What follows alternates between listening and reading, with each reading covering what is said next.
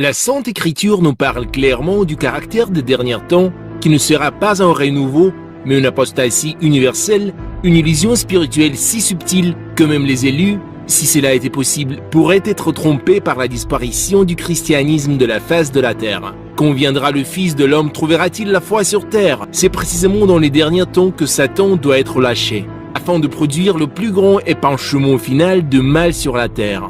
Le mouvement œcuménique reste un mouvement de bonne intention et des résultats désastreux. Lorsqu'il est en pouvoir, avec des signes et des prodiges mensongers présents dans les divers mouvements charismatiques au sein de l'Église catholique romaine, la Sainte Écriture nous avertit des dangers encourus. Sa venue à lui, l'Empire, aura été marquée par l'influence de Satan, de toute espèce d'œuvres de puissance, de signes et de prodiges mensongers.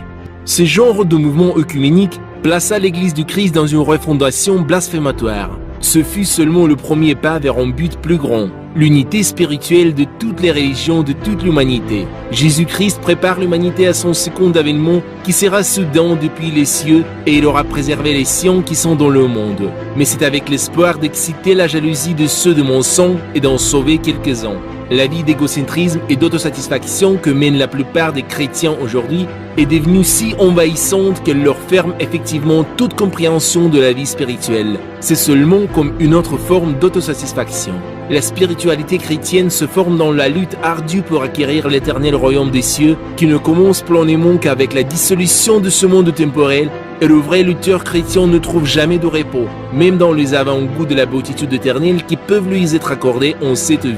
D'un autre âge d'apostasie précède la manifestation de l'Antéchrist. Le diable a été libéré pour un temps, afin de rassembler dans sa moisson infernale ces âmes qui n'ont pas reçu l'amour de la vérité, comme de toutes les tromperies du mal à l'adresse de ceux qui sont voués à la perdition pour n'avoir pas accueilli l'amour de la vérité qui leur aurait valu d'être sauvés.